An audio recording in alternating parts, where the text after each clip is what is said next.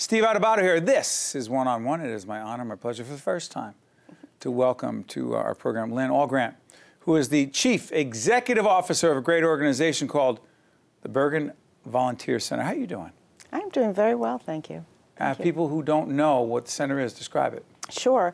So we are actually 50 years old this year, and we are both a clearinghouse for people to find volunteer opportunities, and we run direct service programs, so we're harnessing the power of volunteers to meet community needs. How'd you get into this? You know, I was an educator initially in my career, and then did nonprofit work with kids. And for a while, I lived in the Cleveland area, and I had the opportunity to run a civic leadership program for Cleveland, growing new leaders for a new Cleveland. And I loved that work, the intersection between nonprofits, the for-profit community, and the public sector, and how that builds community. So when we moved to Bergen County, I was searching around for something to do and found the Volunteer Center at the very point when they were thinking about starting the Bergen LEADS program. Yeah, talk about Bergen LEADS. So Bergen LEADS is, Bergen LEADS is a civic leadership program by and about Bergen County. So it's for adults. We have about 30 participants a year, and I call it a shoe leather masters. No textbooks. We really use the community as our learning space. So we meet with the heads of hospitals, we meet with superintendents of schools and classroom teachers when we're studying education.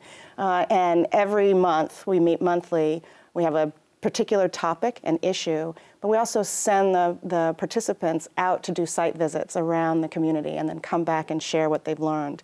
So we're thinking about leadership, we're thinking about Bergen County and what its needs and opportunities are, and we're getting people excited about being civically active right here where they live and work. What a great idea.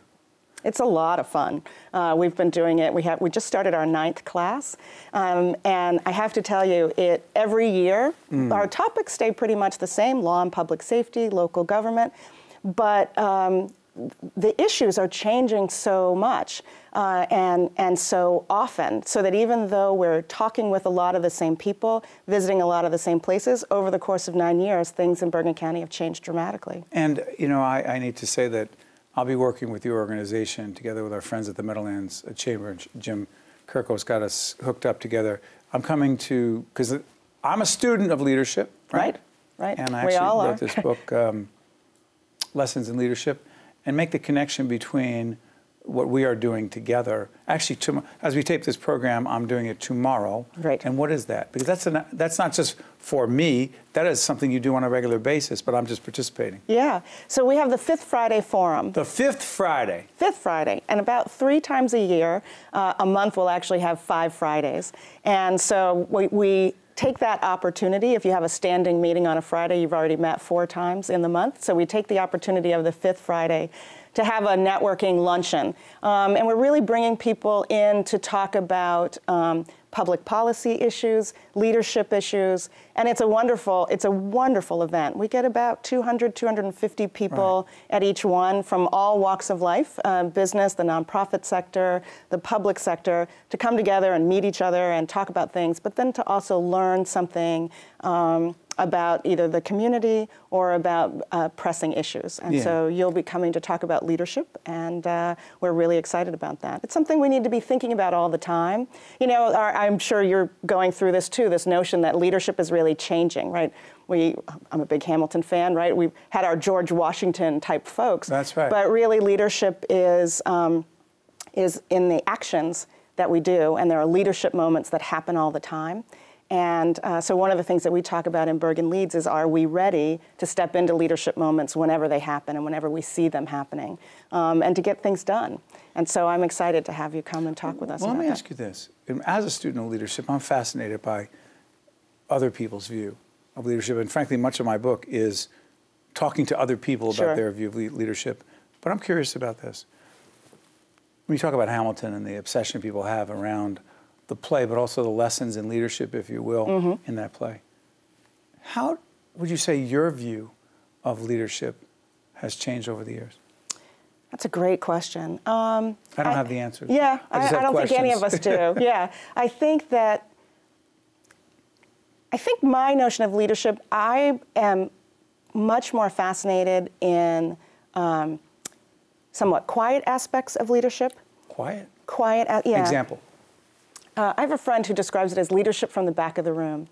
And you know those people who sit in a meeting and who can move it right back on topic or get it going with a question when a group gets stuck? And very often they are one of the quieter people at the table, or the people who don't necessarily have position power, right? But they have moral authority power, they have questioning power, whatever it is to bring it back on topic or to get things moving again. And so when I'm really talking to folks about leadership, especially leadership in the community space, that's right. Because, you know, you're not working with your boss, right? We don't have other motivating factors when we sit together as a city council or when we sit together as a board of education.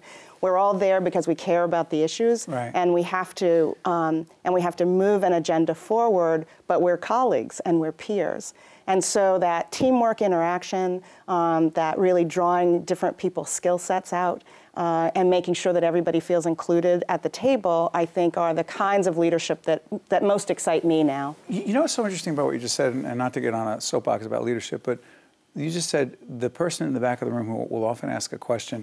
And I've often argued that sometimes the question one asks is 10 times more important than the speech one makes. And there's incredible work, research being done by a researcher down in Philadelphia by her name is Dr. Marilee Adams, who wrote a book that's simply called Change Your Questions, Change Your Life. And without going into it too much, she said, sometimes you can ask a question that no one expects, that changes the conversation and gets people to think about things in a certain way that they otherwise never would have done, which potentially changes the course of the meeting, right. changes the decision that is made, and changes everything. Yep. Does it make any sense? It makes total sense. That's leadership. That's leadership, right. It changes the perspective. That's right? a skill set. Yeah. We talk so much about, like, think outside of the box, but how do you get out of the box? What's the skill? What's the skill to get you out of the box? Yeah, everyone, these cliches, I love now I'm getting off the soapbox now. No, that's okay. All these cliches about think outside the box. Yeah, we're going to think outside the box. Well, how do I do that? Well, ask a question that no one else is thinking about. But I'm going to ask you about this, about your organization. Sure. These people that are a part of Bergen LEADS, they go through it, they come out of it. What do you expect from them? It's a great question, and one that we've been asking a lot, the now what question, right? So what we're expecting, we don't have a tried and true path. We don't want everyone to run for office, although Lord knows we need good people to run for office and to be willing to, you know, to do that, to step up. We want them to serve on nonprofit boards. We need so much leadership in the nonprofit sector from that volunteer board leadership aspect. We want them to stay involved, right? And to ask questions and to share ideas. So one of the things that I really like about Bergen LEADS is because, as you know, Bergen County with 70 municipalities, that's right. We have a difficult time sometimes as a county coming together around anything. And business leaders and nonprofit leaders don't necessarily hang out in the same circles. And so one of the things that Bergen LEADS is really doing is becoming a central place of conversation and a central network across many sector lines. And I think that in the long run, that's what strengthens community because we get good ideas from business people. We get good ideas from nonprofit people. You're doing important work, Lynne. Keep it up. Thank you. And I thank you again for inviting me to be a part of the discussion with your leaders in Bergen County. Thank you. Thank you. We're excited to have you come. Stay with us. We'll be right back right after this. Thank you, Lynne. One-on-One with Steve Adubato has been a production of the Caucus Educational Corporation, celebrating over 25 years of broadcast excellence. Funding for this edition of One-on-One with Steve Adubato has been provided by the Healthcare Foundation of New Jersey, NJM, Choose New Jersey, Seton Hall University, Qualcare Inc., New Jersey Sharing Network, and by Gary's Wine and Marketplace. Transportation provided by Airbrook Limousine, serving the metropolitan New York, New Jersey area.